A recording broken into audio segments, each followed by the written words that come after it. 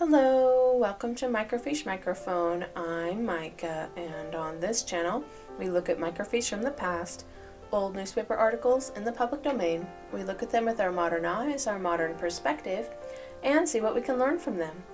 On this microfiche time capsule, we are looking back at the Biographical Encyclopedia, Volume 1, and this article is entitled Jenson, Lyman, Eugene.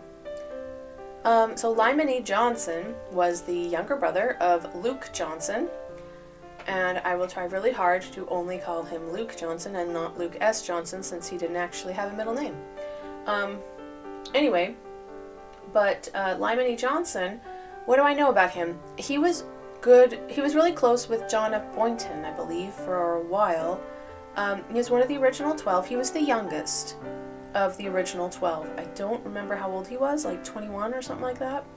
And when he was called as an apostle, and he left the church during the Kirtland Safety Society crisis thing, as well as John F. Boynton and his brother Luke Jenson, yeah?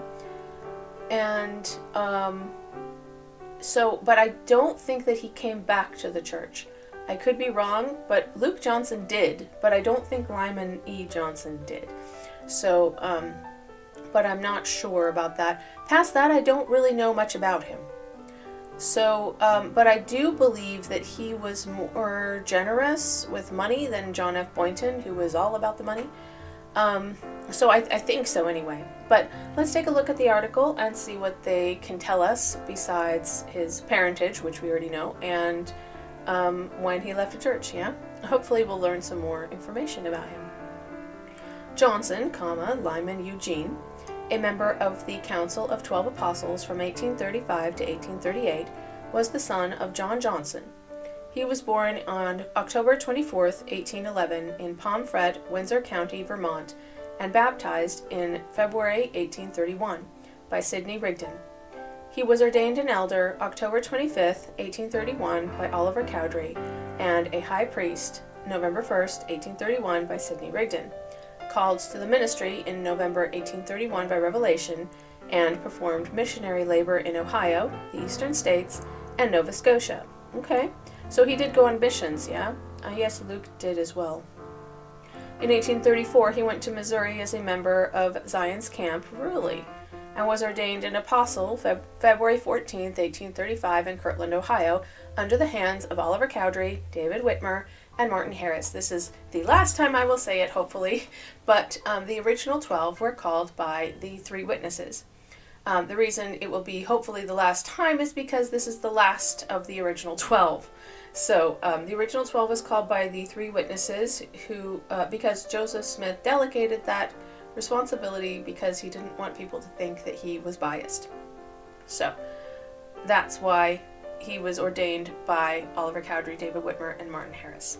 Yeah, three witnesses. Soon afterward, he performed a mission to the eastern states. He studied the Hebrew language in the winter of 1835 to 36, as did most of them. And after returning from another mission to the east in the fall of 1836, he entered into merchandising and soon after apostatized. Did he or did he not enter into merchandising with John F. Boynton? Because John F. Boynton gathered money from the people that he baptized in order to open a flippin' mercantile establishment. And I think that that was with Lyman E. Jenson, if I am not mistaken. I'm not 100% sure since they didn't say it here, but I think that that's correct. At a conference held in Kirtland, September 3rd, 1837, he was disfellowshipped, but as he made confessions, he was restored to his former standing a few days later. His repentance, however, not being genuine, he was excommunicated from the church at Far West, Missouri, April 13th, 1838. Okay. At his death, he remained friendly to his former associates, making frequent visits to Nauvoo after the saints had located there. Okay. He relinquished his business of merchandising and commenced to practice law. Okay, interesting. Locating himself at Davenport, Iowa. A few years later, he moved to Keokuk, where he continued his practice, and was finally drowned in the Mississippi River at Prairie du Chien, Wisconsin. December 20th, 1856. See also Millennial Star, Volume 27, page 102. okay, there are a lot of holes there. How in the world did he end up drowning in the Mississippi River? I mean, that's a huge river. It's ginormously large. I guess it's not that surprising, but what was he doing in the river, I'm just asking. Did he fall in the river? Was there like a storm? You know what I mean? Like, why was he in the river? Usually people are on boats on that river because it's ginormously large and you don't want to drown. So I'm surprised whenever I hear about somebody drowning in the Mississippi. Like, why were you in the river? You don't get in rivers that large. It's just not very smart. Gosh. Oh, that's so weird. Huh. I'm surprised that he kind of followed the saints around a little bit. I mean, Keokuk wasn't that far from them. Yeah, Prairie du Chien, Wisconsin, that's just downriver, I believe. And then far west Missouri, yeah, like, gosh, Nauvoo, I don't understand, like with Davenport, Iowa, like he was kind of skirting around it. I wonder why. Because it doesn't look like he was ever rebaptized, which, So he kept open like his store, and then eventually closed the store and studied law and became a lawyer, yeah? And then out of nowhere he drowned in the Mississippi River. There are very, very few details here, so let's fact check this and see what Wikipedia has to add or subtract, I guess. All right. Okay, Lyman Eugene Johnson, October 24th, 1811 to December 20th, 1859, was an early leader in the Latter-day Saint movement and an original member of the Quorum of the 12 Apostles, along with his brother Luke Johnson. He broke with Joseph Smith and Sidney Rigdon during the 1837-38 period when schism divided the early church. Johnson later became a successful pioneer lawyer in Iowa and was one of the town fathers of Keokuk, Iowa. I did not know that. The town fathers of Keokuk. Wow. Huh. But isn't that, I'm not sure, but isn't that just down the street? It's just a little ways away, like from Winter Quarters, is it not? Okay, so it's basically across the river and down a little ways from Carthage, Illinois. Okay, but yeah, that is kind of sort of close to where the saints were. If you went downriver a little ways, then you end up in Quincy, aka Nauvoo, yeah? So, that's interesting. Keokuk, huh? Alright, Johnson was born in Pomfret, Windsor County, Vermont, to John Johnson and Elsa Jacobs. The family moved to Hiram, Ohio in 1818, where they established the John Johnson Farm, a successful 300-acre farm. Johnson died in 1859, drowning in the Mississippi River in a carriage accident at Prairie du Chien, Wisconsin. He had at least 5 children.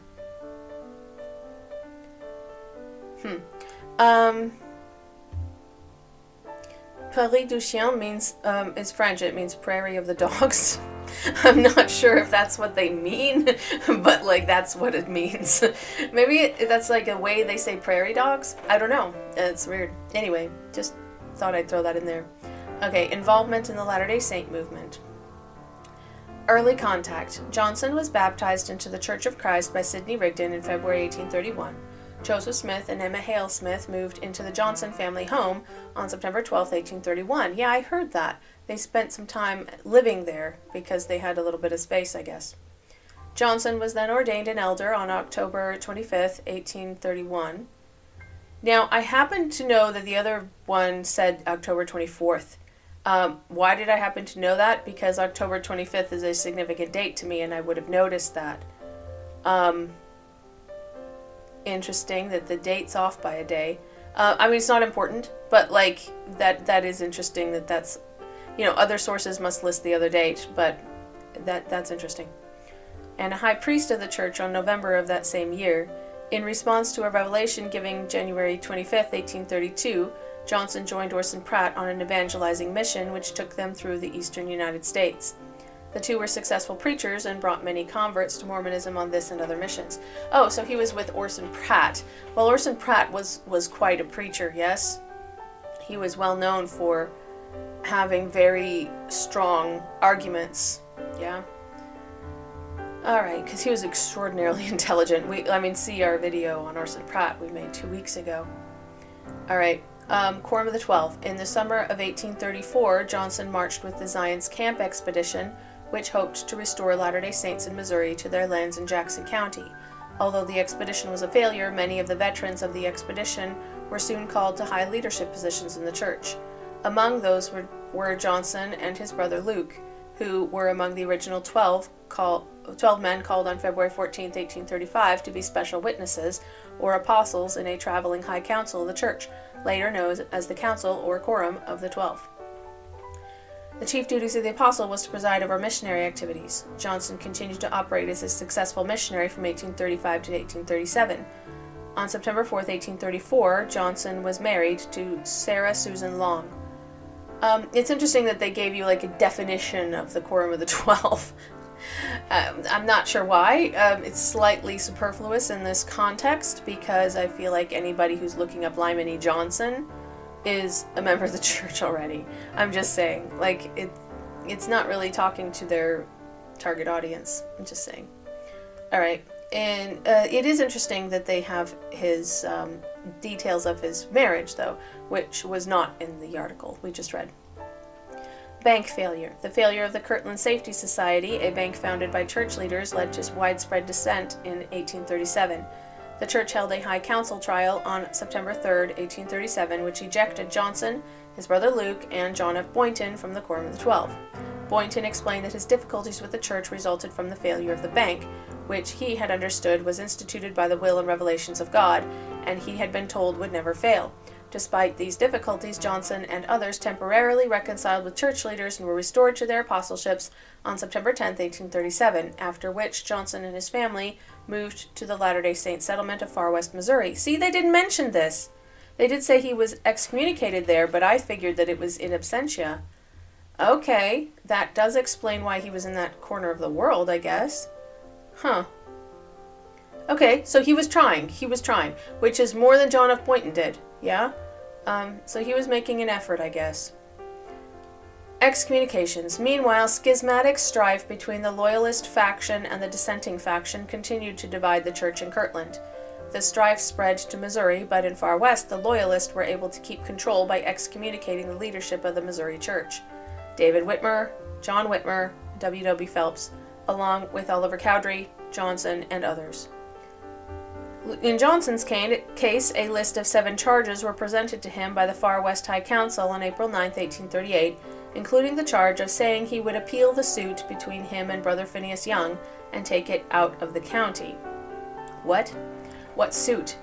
Johnson replied that on April 12th that I should not condescend to put my constitutional rights at issue upon so disrespectful a point as to answer any of those other charges until that is withdrawn, and until then shall I withdraw myself from your society and fellowship.